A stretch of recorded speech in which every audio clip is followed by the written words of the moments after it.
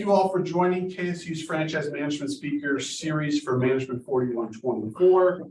The guest speaker series includes CEOs, private equity leaders, bankers, entrepreneurs, and advisors. We're in a classroom on the KSU campus where the cameras only face front and in the top of the ceiling due to student privacy concerns. So it may seem I'm looking down and all by myself. My name is Jordan Krolick, professor of franchise management. My non-professor life is an independent equity sponsor, acquiring businesses, consultant, senior leader with companies such as McDonald's, Arby's, Home Depot, and more. Today, we're extremely excited to have Mike Freeman. Mike brings more than 25 years of experience in food service, dynamic brand development, franchising, and operations.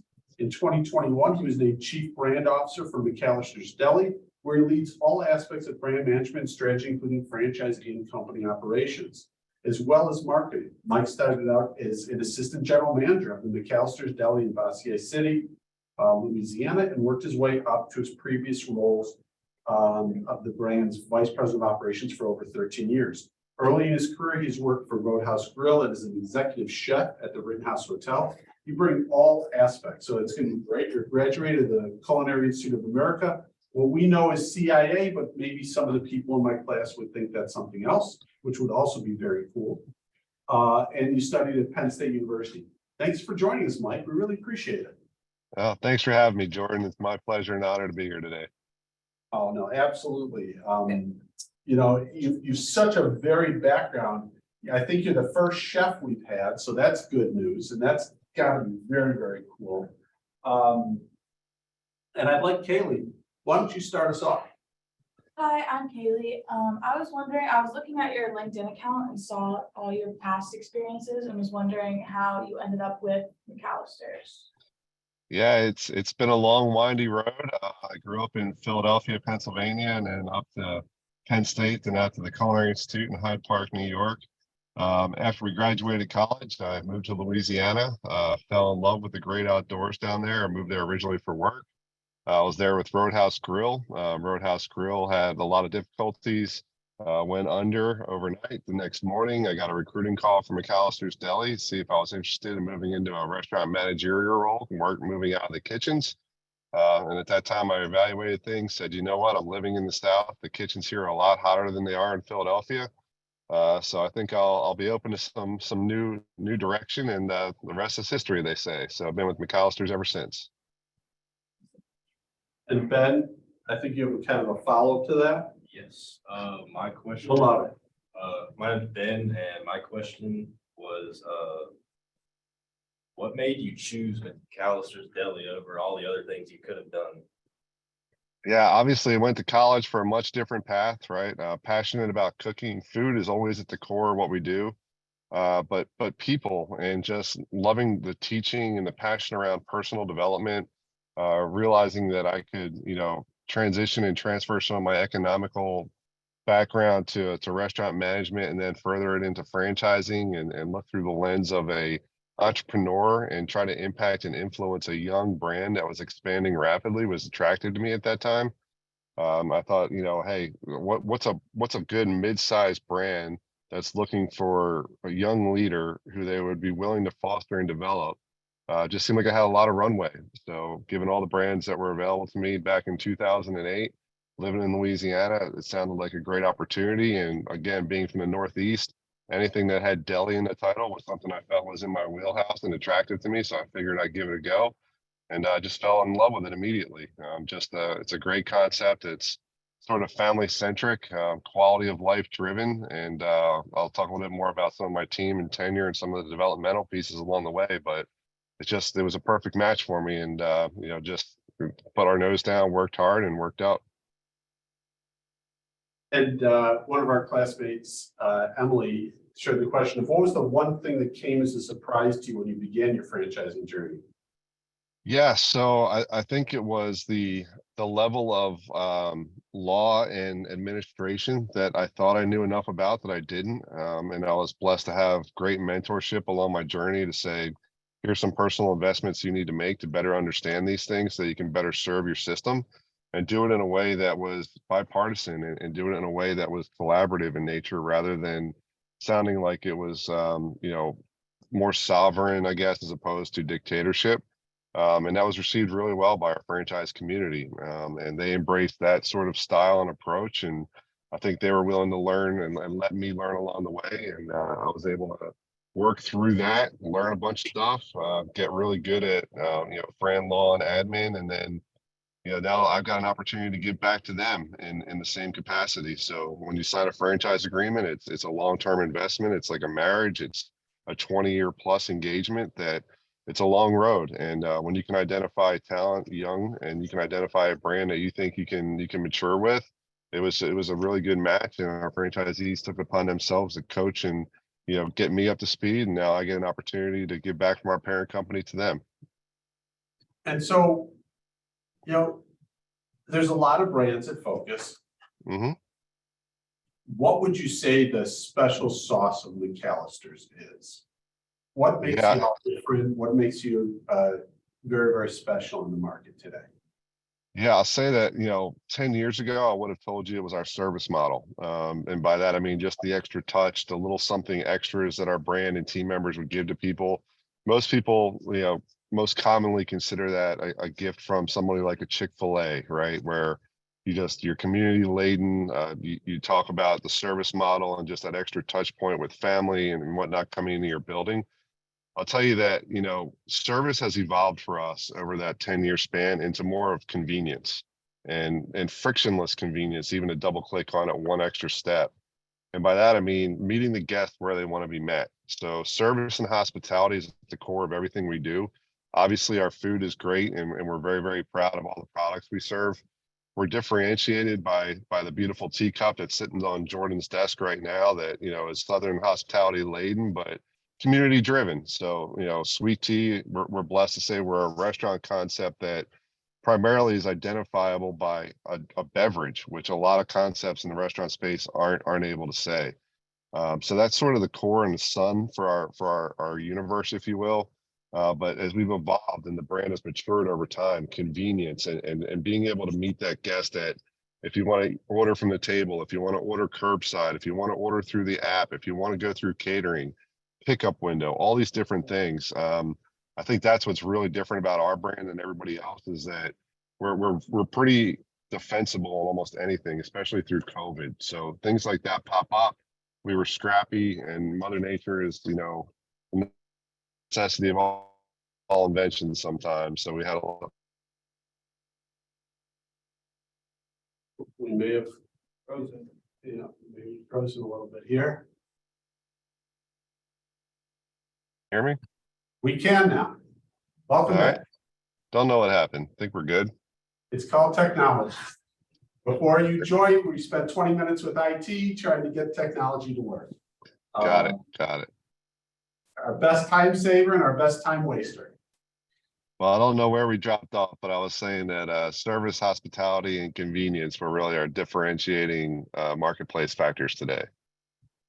So looking at you personally, you say, hey, you know what? Louisiana Roadhouse, that's not where I want to be. Walk us through your first day, your first few years. What allowed, my whole class is seniors. Everybody's about to enter the workforce, whether they want to or not. And how did they get to where you got as quickly as you've gotten there? Yeah, I would say, establish your goals and stay true and disciplined to it. I went into college and, to be We're losing you again. It is not a problem. Technology again is anybody's issue. So we were talking a little bit when we stopped at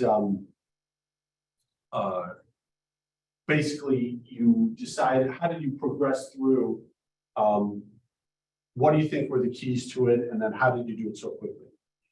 Yeah, I think it was the willingness to adapt, a lot of change management, the development of working relationships and the identification of solid mentors along the way. Changing the way I think, moving from tactical thinking to strategic thinking is a big part of the corporate America scenario that really you have to immerse into. I think identification and problem resolution was a big part of it. I had a good operations background coming from the culinary field, and obviously leaving some big hotels and larger businesses in Philadelphia and then in Louisiana and then into Mississippi, applying those skills in the kitchen to solve and problem identify, and then doing it on larger scale systems. So being able to take small problems, solve them, scale them out, provide solutions, and present them served me well. I would say that, being able to look further out is the biggest thing that I ask young managers and directors to do today, to transition into vice president roles. As a manager, you're really trying to think about, how do I get through today? How do I get through tomorrow? Director level, you're really thinking about next week, next month. Once you get into an executive role, you really got to start thinking months and years out and create those plans, and then drive teams and project manage your organization to deliver against them. So as I sort of progress through the ranks and, moving from an assistant manager up through the ranks into more senior roles, these working relationships served me well to lean on. They were good confidants to sort of bounce ideas off of. I was also very flexible, so I was able to relocate. I made myself available to corporate personnel.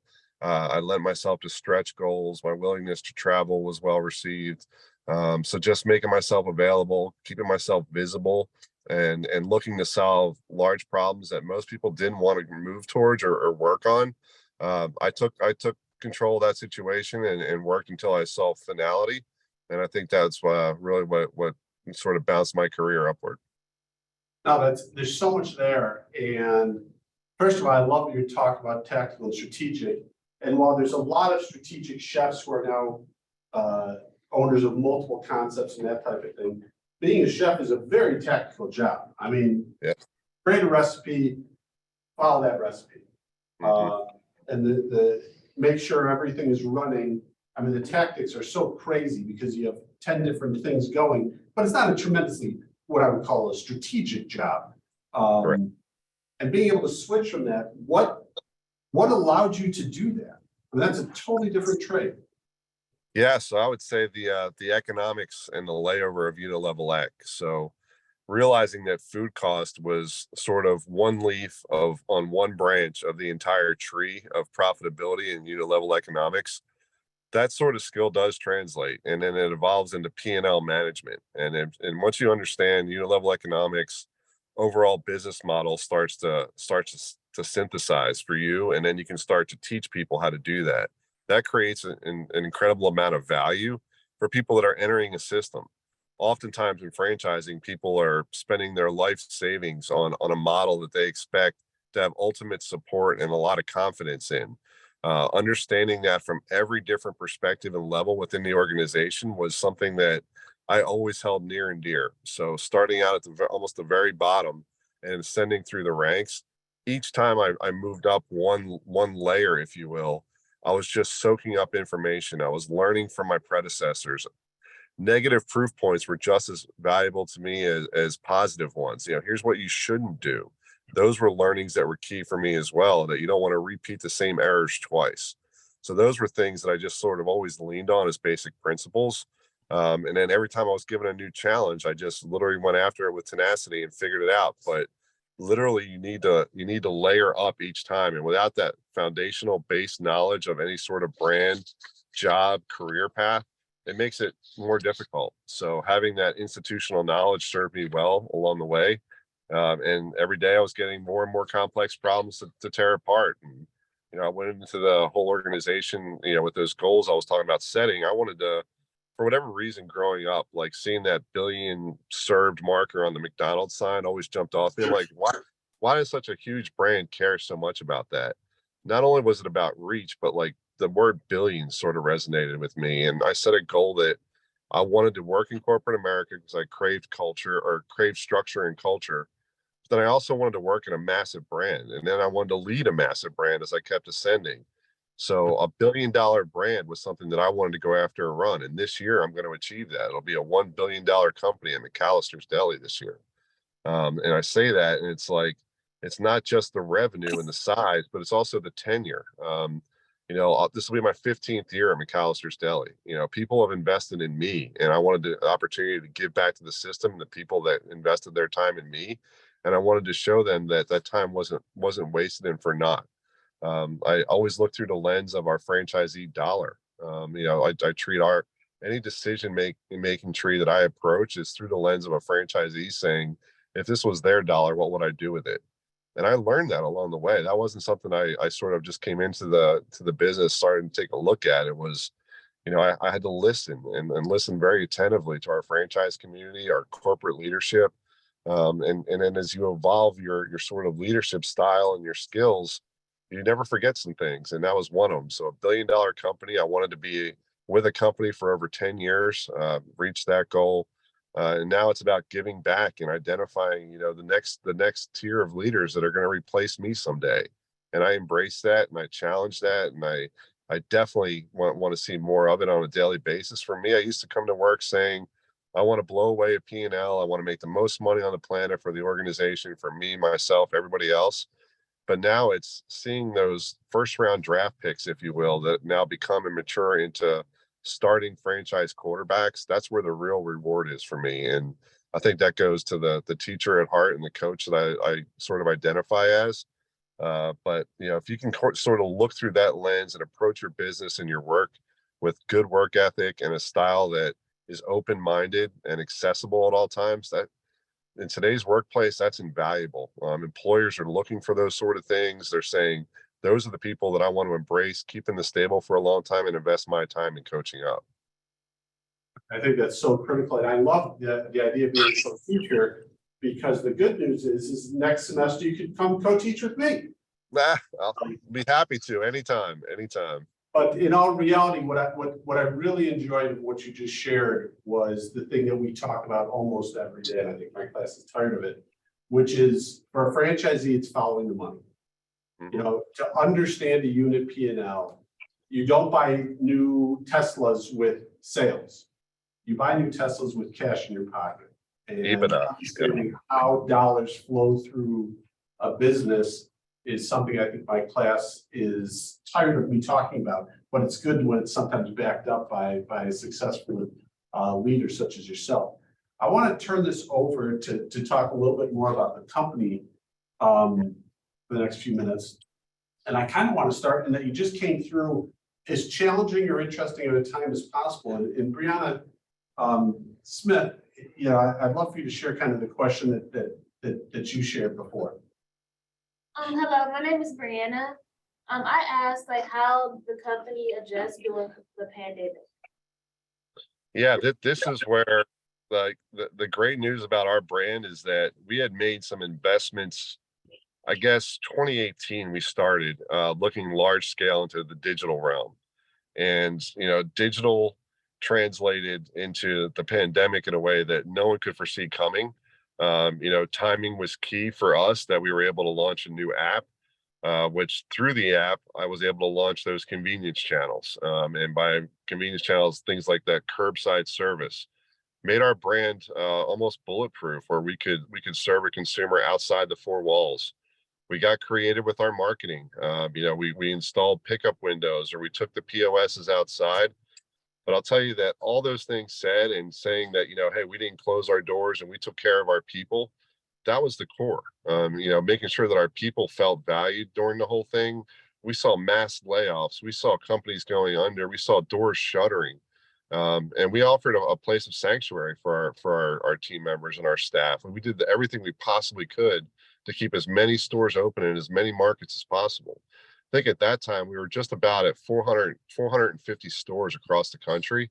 And we did really, really well to make sure we took care of as many of those we possibly could. But it was really the recovery. And that's what we went into it with our mindset around, look, we can't avoid what's happening today. We can't outrun this shadow. No one is going to be immune to the issues that it presents.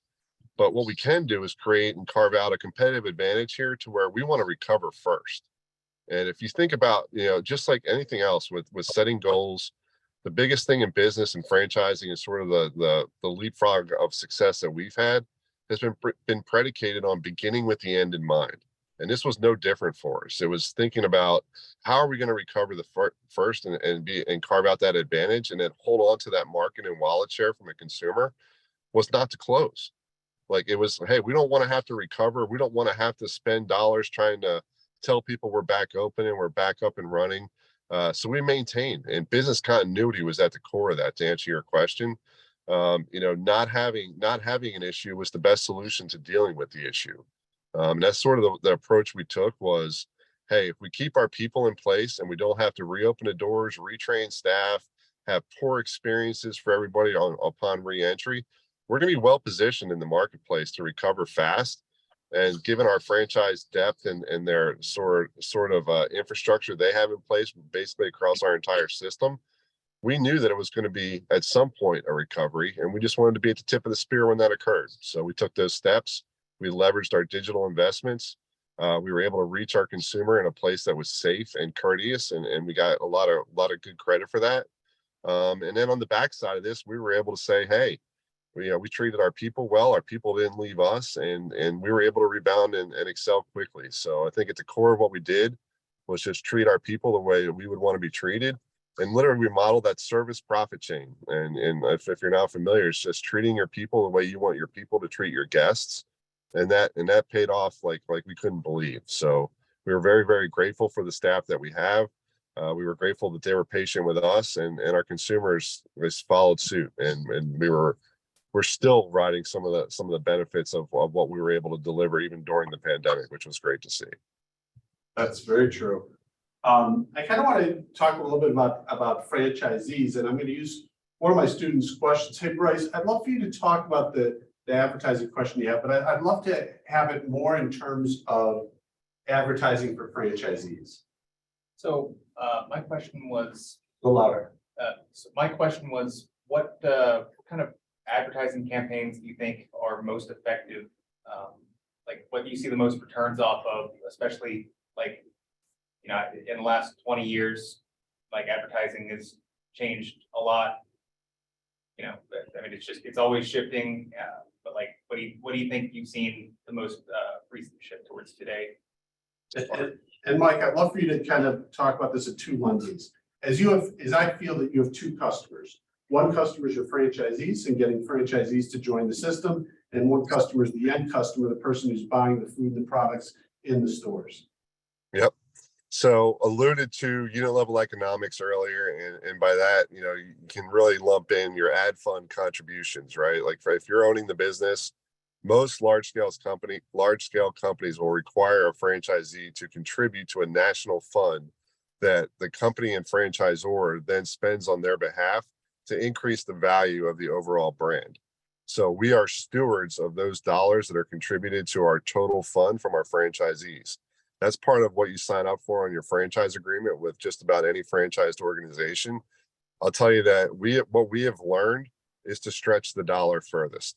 I'll tell you that, like you said, 20 years ago to now, 20 years ago, we were talking about advertising as a billboard, as a direct mailer that would land in your newspaper, a coupon, a punch card that would have frequency attached to it.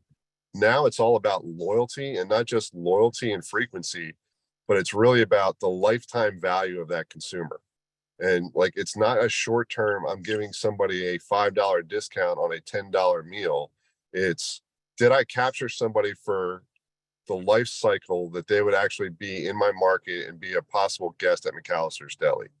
So I'm not just paying for that one-time visit. I'm paying for what I believe that I have a value proposition that will generate frequency 3, 4, 5x over a year, and say that's the actual business model.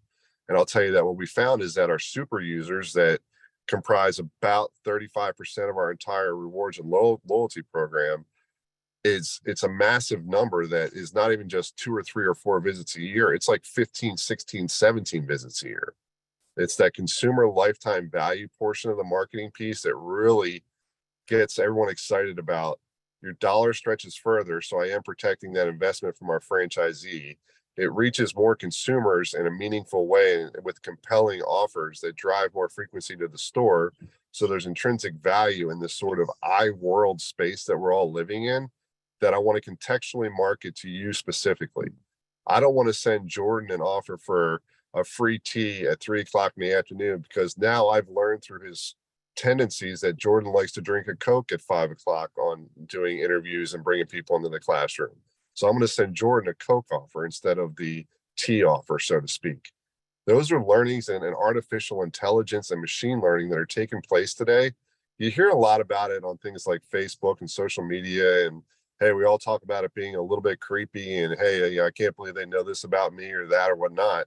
But it is big data, and it's big data that's readily available in the marketplace. And if you can find ways to acquire it, consume it, grind it into meaningful and actionable items that actually deploy well, stretch long, reach the right audience, and are received in a way that people feel like they are getting informed and communicated to directly from a brand that they love, that's extremely powerful. So those are the dollars that we sort of lean into and say, what can we do? What should we be doing? We're not spending tons of money on a billboard that's gone in 3 weeks. It's, hey, I'll spend that same amount of money on a bunch of more people. I'll get a message in front of them that will be compelling and get them to lean in, drive trial, gain new audience, but then focus on that lifetime value of a consumer and say, what are they looking for? Like the best compliment I ever get from our guests are, hey, I remember way back when I went to McAlister's when I was in college in Oxford, Mississippi for the first time. Or the second, the other one I love hearing is that I've sent my children to you for their first job, right? Like these are like the ultimate compliments that you as a business owner, you as a franchisor could possibly hear, thinking that this is the way people view you. And a lot of that is through marketing, right? It's through awareness, it's through brand consideration, it's through frequency driving skills, things of that nature. So the evolution of those marketing dollars has definitely manifested itself, going from analog version things like newspapers and coupons and punch cards to loyalty programs during your handheld devices that literally feels like you're talking to somebody on the other side of the brand and hitting you in a space that is the right time and place and drives the right value for you specifically, not just a broadcast net in an umbrella fashion that would maybe be a super expensive program to send out to 1 million people that only resonates with 2,000.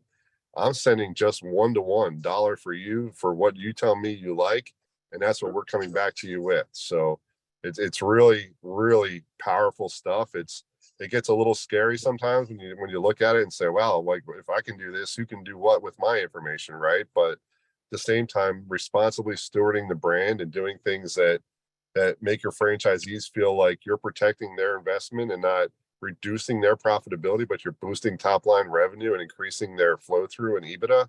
Those are all the right things to do from a brand leadership standpoint. That makes perfect sense. And one more question about the brand. I thought that was interesting. Cassandra, why don't you share kind of what the question you shared before? Hi, my name is Cassandra. My question was, who is McAlister's biggest competitor and how does the franchise differentiate from that competitor? Yep, that's a great question. So we have a lot of data, a lot of strategy and insights. I'll tell you that there's no one-for-one comp like a McDonald's and a Burger King, for example. I'll tell you, we consider places like Panera, Jason's Deli, Nukes, sort of our category. But even outside that a little bit, we look at Chick-fil-A.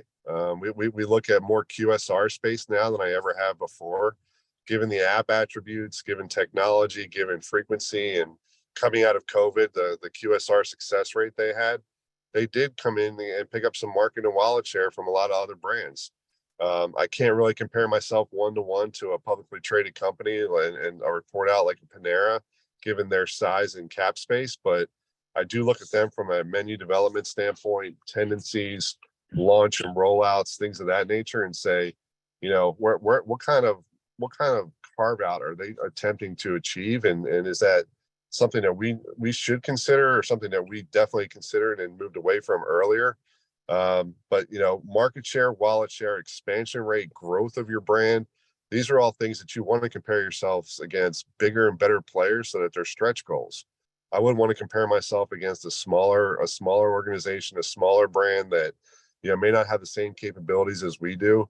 You know, we got 7 brands of focus brands, and we try to manage things through one focused way, saying there's a lot of scale to be had. Things like, why do we need 7 different straws? Let's have one straw for all of our cups and all of our brands, right? That size and scale that another brand doesn't necessarily have. So it's different ways of going about the competition. But I'll say that in our space specifically, QSR somewhat, Chick-fil-A specifically, Panera, Jason's Deli, and Nukes are probably at the top of my list. Yeah, I mean, you're in a really unique position where you can act like a medium-sized, active, ability to change on a dime type company, but you have the resources of a multi-conglomerate, large, large business. More of a platform. Yep. And so entering the last part, just a couple thoughts on leadership. Again, I have a group of seniors who've been listening incredibly attentively to what you've been sharing. What would you say, what piece of advice would you give them to get them to that next stage in life? Yeah, I think always be open, right? And be inclusive where you can. The one thing that's constant about the business place today is change. It's just ever evolving. If you go into something thinking that it's always going to be the way you arrived on site, that's just going to be a mistake you make up front. You want to leverage yourself in a way that you can evolve constantly. And I'd also say when you're making decisions about team building, that's a big part of what we do in these roles. It's not so much in the trenches, rolling up your sleeves, getting your hands dirty every day, as much as a cerebral approach to who are you putting in those positions to be successful and when. One of the big things I talk to a lot of my team members about is always try to play complementary football. And it takes courage to do that. And what I mean by that is, you got to hire for what you're not. I don't need another person on my team that can do exactly what I do. I need someone on my team that can do what I can't. And to look in the mirror and say, here's what you're not good at sometimes. It does take inner strength. It does take, a self audit at times to say, all right, I here's what I know I need. Here's what I want. But, is it the right thing for me right now? Should I be doing something else? And constantly evolving and thinking about yourself in a 360-degree manner is super important. It builds self-awareness. It attracts an audience that you may not even think is watching you or interested in your work or your brand. And being opportunistic, that's probably the biggest one. It's not just being opportunistic personally and selfishly. I mean, being opportunistic for your team members to breed loyalty. By promoting as many people as I have from within our organization, I've got probably 15 people that are 15 to 20-year employees that I've promoted several times over. That builds business continuity. That's a place where people know there's upward mobility. Why would you leave? I'm working at a brand that's going to have everything I'm looking for. And then when the time's right, I'll be able to grow. And we make those commitments to people early on and say, look, you're earmarked for bigger and better things. We need to constantly be investing in your development plan. And that does take time. It does take effort and intentionality.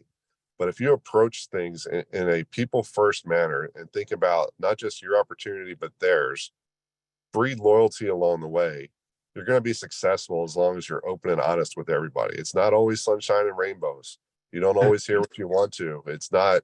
I don't want to surround myself with a bunch of yes people. By no means would that be beneficial for me or them. But if you can be open and honest and embrace candor to a degree, I think that's appreciated in the business place.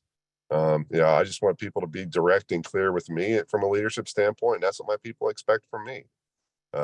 Be supportive where you can, but open and honest and be learning all the time. You just there's something to be learned every single day at every level.